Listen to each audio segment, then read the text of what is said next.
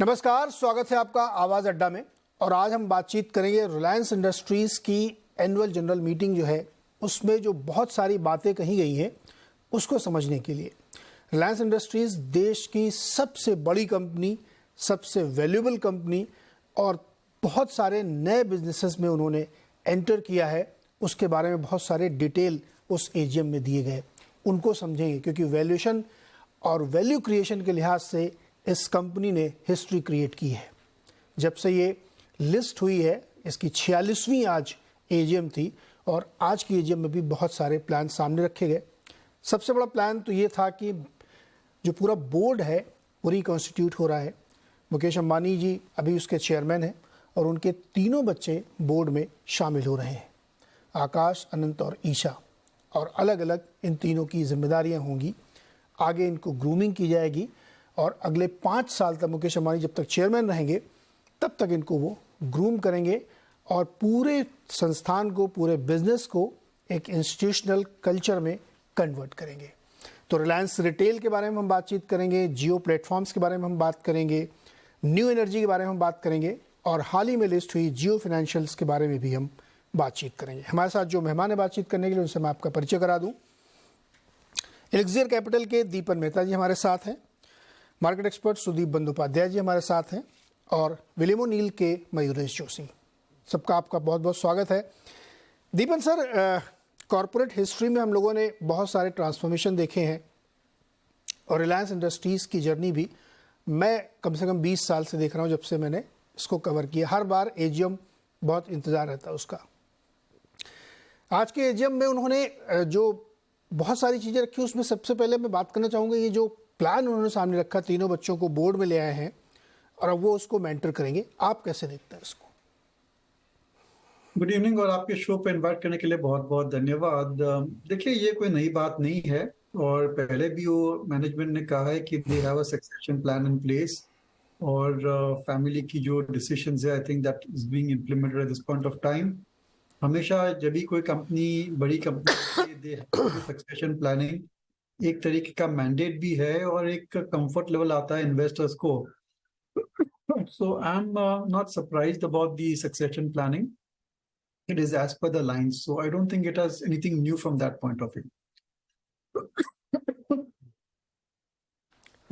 जी Deepan sir, Mukesh ji का ये कहना है कि वो अपने इस बिजनेस के जो बिजनेस का वर्क कल्चर है उसमें उन्होंने अपने लिए 3 टारगेट रखे हैं। एक तो वो पूरे इंस्टीट्यूशन को, पूरे मैनेजमेंट को ग्रूम करेंगे। दूसरा उन्होंने कहा कि अपने तीनों बच्चों को वो मेंटोर करेंगे। तीसरा उन्होंने कहा कि इसमें एक इंस्टीट्यूशनल कल्चर रखेंगे। चूंकि अब ये बिजनेस जो कन्वेंशनल बिजनेस है ऑयल एंड केमिकल का या रिफाइनिंग का, उससे निकल करके अब नए बिजनेसेस में एंट्री हुई है। जियो फाइनेंस उसका लेटेस्ट है। तो नए तरीके के जो बिजनेसेस हैं, नई चीज़ें उसमें शामिल हो रही हैं, उसको समझने का, करने का एक नया तरीका होगा। तो ये बात जो उन्होंने कही है कि अब वो एक नए तरीके से इसको, पूरे सिस्टम को ग्रूम करना चाहते हैं। इसको इन्वेस्टर्स को कैसे रीड करना चाहिए, जो बहुत लंबे समय से इसके इन्वेस्टर है, 20 साल, 30 साल, 40 साल से जो लोग इसके साथ अभी भी जुड़े हुए हैं, उनके लिए ये आज का दिन या आज की ये स्टेटमेंट क्या मायने रखता है? देखिए, ये कोई नई बात नहीं है। There was a succession planning also when Dhirubhai Ambani was alive और उनकी भी पूरी सक्सेशन प्लानिंग थी, because of which there was not much of a transition issue post the senior Ambanis demise. So it's nothing new. I think सभी कंपनियां succession planning करती है and accordingly the operational heads also are known which family members know run which business. So this is, I think, as per lines. सबसे बड़ी बात यह थी Reliance AGM की कि there was no announcement on the value unlocking, and that is the most, I would say, in a way, disappointment from the street point of view कि अभी भी आप जब रिलायंस के शेयर खरीदते हैं, you are buying 3 or 4 businesses put together और सभी businesses की prospects अलग अलग रहती है and you may not want to get into, you may not feel more convinced about the business model or some of the other divisions. And you want to buy some other divisions, but that particular option not available to you. So I think the most important question which the street had in mind is कि उनकी जो value unlocking strategy क्या रहेगी, And on that, I think there was no further discussion from the management. जी Sudeep sir, पूरी speech आपने भी सुनी होगी, क्या आपका टेक अवे था, क्या आपने पॉइंट्स इससे निकाले? देखिए, एक चीज मैंने बहुत इंटरेस्टिंग सुना। उन्होंने, मुकेश अंबानी ने वेरी क्लियरली बोला कि Reliance retail will be the biggest component of the entire Reliance conglomerate.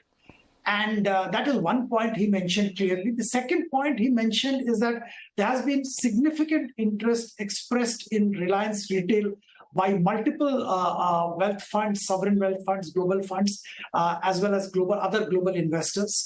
The details of which he will, discuss and advise the shareholders at later stage as and when things crystallize. So this very clearly, shows us कि आगे चल के यहाँ पे value unlocking जबरदस्त होगा, नए investors आएंगे और भी वैल्यूएशन का जो चेंज होगा, वैल्यूएशन का जो इम्प्रूवमेंट होगा वो विजिबल होगा।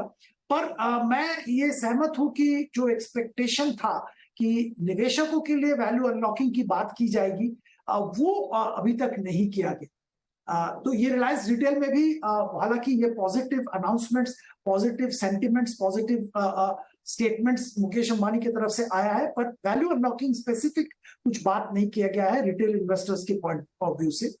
दूसरा मैं कहूंगा, रिलायंस जियो में एक गेम चेंजिंग जो स्थिति आ सकती है वो है एंटरप्राइज, क्योंकि उन्होंने ये साफ कहा कि रिटेल में जो हमको मालूम है रिटेल में क्या हो रहा है, कैसे वो प्रोग्रेस कर रहे हैं। अभी जियो भारत आ रहा है और फाइबर लॉन्च कर रहे हैं, पर इसके अलग से भी, इसके अलावा भी वो कह रहे हैं कि एंटरप्राइज में बहुत जबरदस्त उनका प्रेजेंस होगा और एंटरप्राइज का प्रेजेंस जो रहेगा वो शायद रिटेल के बराबर हो जाएगा और ग्लोबली भी एंटरप्राइज बिजनेस वो ले जाने की बात कर रहे हैं।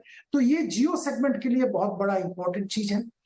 न्यू एनर्जी के बारे में बहुत सारे अनाउंसमेंट्स किए, और मैं एक चीज यहाँ पे बताना चाहूंगा जियो के बारे में और भी, कि एआई में उन्होंने बहुत डिस्कशन किया एआई के बारे में, और ये साफ किया कि एआई भी एक बहुत बड़ा प्लेयर एआई का भी बनने की कोशिश करेंगे रिलायंस जियो।